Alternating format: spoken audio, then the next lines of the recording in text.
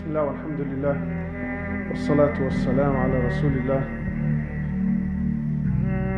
You find that throughout the book of Allah subhanahu wa ta'ala, Allah subhanahu wa ta'ala will ask in various places, Allah subhanahu wa ta'ala will ask, and how long did you live on this earth? And it's a very, very interesting question. And always the reply to it, and it's the same reply, is even more interesting than the question itself. Allah subhanahu wa ta'ala asks, and how long did you live on this earth? And mind you, the ummah of Rasulullah sallallahu alayhi wasallam is the ummah that had the shortest lifespan. All the generations that came before Rasulullah sallallahu alayhi wasallam, they had longer lifespans. In fact, there's one particular story, there's one particular narration when one of the prophets was walking through the cemetery. So he sees a woman at a grave and she's excessively crying. So he comes up to her and he says to her, "What is it that's troubled you?" She's crying excessively. She says, "My son, he was only 300 years of age, he passed away." My son was only 300 years of age. So he says to her, "There will come a generation after us where their whole life will be between 60 to 70 years. So she says to him, "By Allah, if I was from that generation, I would dig up my own grave and spend the 60, 70 years in one prostration." So Allah subhanahu wa ta'ala asks, and how long did you live on this earth for? Various فَاسْأَلِ الْعَادِّينَ, ask those that are counting. They say, you and I will say, when Allah, you see, because now you need to understand where it comes from. You and I, when we look at our lives now, what is it that you and I are thinking? You know, I was speaking to a man that's gone completely grey. A man that's gone completely grey. And he's quite old in age. Shuhaj, Shuhaj is like a if you're Lebanese, you understand exactly where it's coming from. You know, it's like, so what do you reckon? And well, I'm still thinking about getting married. Right? Nobody, and this is natural, nobody likes to feel like he's getting old. Nobody likes to feel like he's getting old. Some people, if you say he's old, it's actually an insult towards you. So this idea of growing old, nobody likes. And this is natural. It's not like to say it's good or bad or you're evil. No one likes to get old. No one likes the idea of me reaching an age where I can't walk properly, I can't. No. Everyone likes to think of himself that I still have strength. And many of us, most of us now, when you look at our dreams and our ambitions, it's way, way, way ahead. I had a brother once say to me, he's preparing, he's thinking about his future. This was about investing money and he said, "Brother, what's going to happen to me when I'm 80 years of age?" He's thinking about investing money for when he's 80 years of age. He was only about 22. I said, "Wow, because he was concerned about his financial situation about when he's 80. So he's trying to tell me that a smart man will invest now and do this and do that. Anyway, it's not my topic. But he was concerned about what's going to happen to him financially when he's 80 years of age. And he was only about 20, 22 at the time. I said, so you have full conviction in your heart that you're going to live to see 80. Now, of course, no one here says, yes, but I'm going to live to see 80. On our tongues, we would never say this because we've been programmed otherwise. But it's the actions that speak out loud. You know, like, the whole idea of getting finance, right? Buying a house on riba. Forget halal, haram, yes, no, forget all of this. The fact that you're signing a contract where you're agreeing to pay off for the next 35 years. So forget halal, haram. The idea that you have conviction in your heart that you're going to what? Yeah, 35 years, easy. Inshallah, by the time I'm 50, 55, my house is paid off. He's 20 when he has this conversation. So most of us, we have hope that we've got a long life. And then I'm going to do lots of things, and I'm going to achieve lots of things as well. But I want to do this and I want to do that. And in fact, even now, especially now within the West, they're promoting this idea of having a wish list, a bucket list, things to do before you die. There's even movies about this now, yeah? Things to do before you die. You have to try this, and you have to go here, and you have to do that, and you have to eat this, and you got... So all of these amazing things you have to do before you die. Every one of us is hopeful in... So Allah subhanahu wa ta'ala poses in the Quran, and He asks in more than one place, and how long did you live on this earth? Always the response is the same. قالوا يوما أو بعد يوم. They said a day, or maybe half a day.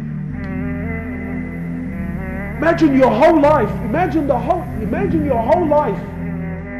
When you stand in front of Allah, regardless of how many years, my brothers, it's going to feel so insignificant that when you're asked, and how long did you live on this earth, your response, it's not like Allah responded on their behalf. No. Their response was, Allah says in the Quran, and their response was that we lived for a day, maybe half a day. So this is our life, my brothers. Really deep down, when it comes to the nitty-gritty, your life is a day or half a day. You may be 50, you may be 40, you may be 30, you may be 70 years of age. But in truth, because the Quran is haqq, the reality of all of your time is what? Is a day or half a day. So the question is how will you spend that day or half a day? You know, one of the really interesting things about death is death puts everything in perspective. Death is a very unique topic. Death can sometimes be, come on, timing, it's not the time. So death can be one of those ones, you know. Brother, people are getting married. Really, now's not the time to speak about death. Alright. And death can be, so spot on. Someone's just died, feelings are really... But this topic, death, wallahi, why? Because it puts everything in perspective. Sometimes you'll have people on two extremes of the scale. And today my topic is not about right and wrong. Forget halal, haram, right and wrong. It's just about putting things in perspective. So I'll give you an idea. Yesterday the Sykh gave an amazing speech. For those of you that were here, he spoke about the Quran. I'm sure he moved something in your heart. Sometimes you watch these kids, you know, for 2 years, 3 years, they're sitting there and they're nodding their head. And sometimes you can't help but feel in your heart that, wallahi haram, bro. Come on, man. Right? Sometimes you hear about someone that went to study deen, only deen, nothing else. He went to study for 10 years, and so there's a part of you that just thinks, And sometimes you hear about some weird case, you know, where you know, someone prayed his 5 prayers in the masjid for 10 years straight. You think, this guy had nothing better to do in his life, bro. Didn't you have to work? Didn't you have to travel? Didn't you have to do this, that, and the other? And sometimes you hear of course, the extreme opposite. People that left their houses, and just traveled for years on end. People that gave a company 40 years of their life, 40 years. So regardless of how you feel about this, when you think about death, it puts everything in perspective.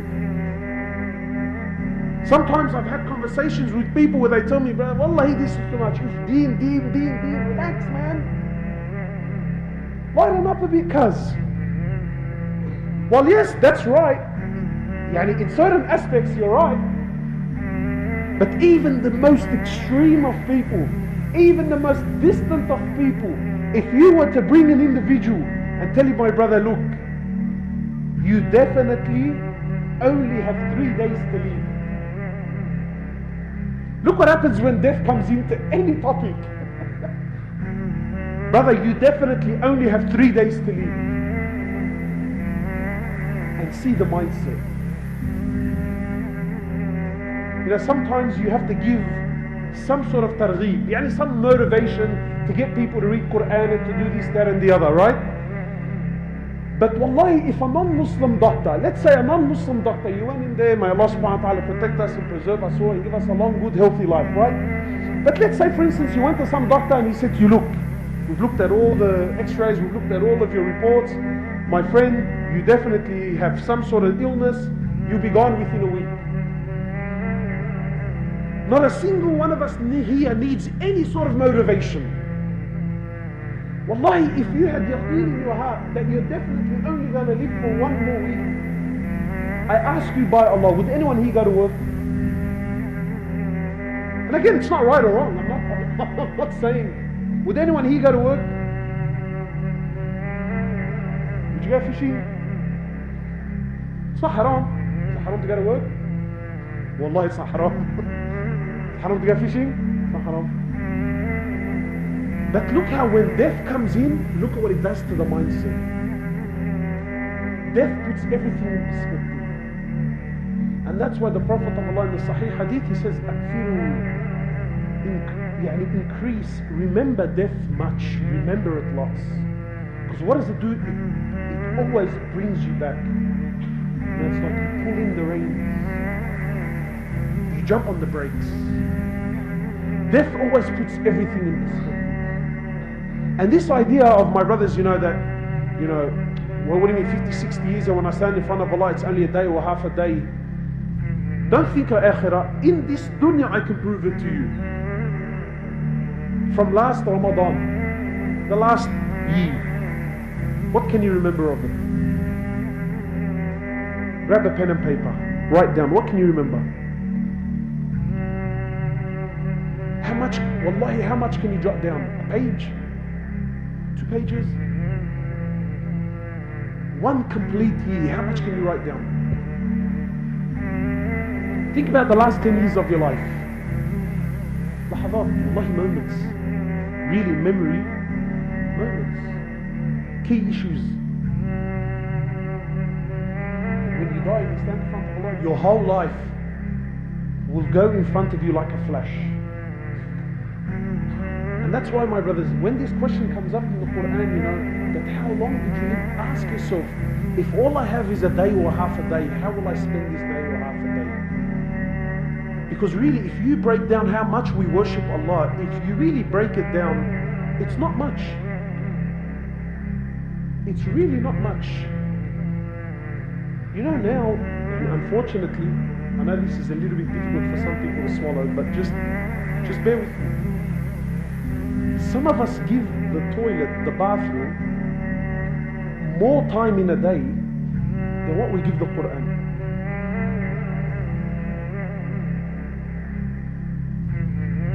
Like, have you ever noticed that? If you notice how much time, forget the toilet, the bathroom, so anything that takes place within the bathroom, right? If you look at how much time you spend in the bathroom, then compare that to how much you read the Quran, or you know what, forget the Quran, any righteous deed. Just the bathroom, you realize how far we are. And now with the phones, sure. I know people that went in to do a number 2, you got a knock, hey, you still awake, you still alive? Because now we combine. Look, I'm sitting, cuz anyway. Let me check up this and let me check up that. Let me buy and sell this and let me do this. Time. So much time is wasted. So my brothers, wallahi, just to really, every time I hear this verse, it always makes me think. Day or half a day. That's bottom line, that's really what your life is. SubhanAllah, you know what the ulama say? They say an amazing statement. They say that when a baby is born, you make adhan in his ear, right? Adhan but no iqamah. And then when you die, there's an iqamah but no adhan. When you die and the janazah prayer takes place, there's an announcement but there's not an adhan for the prayer.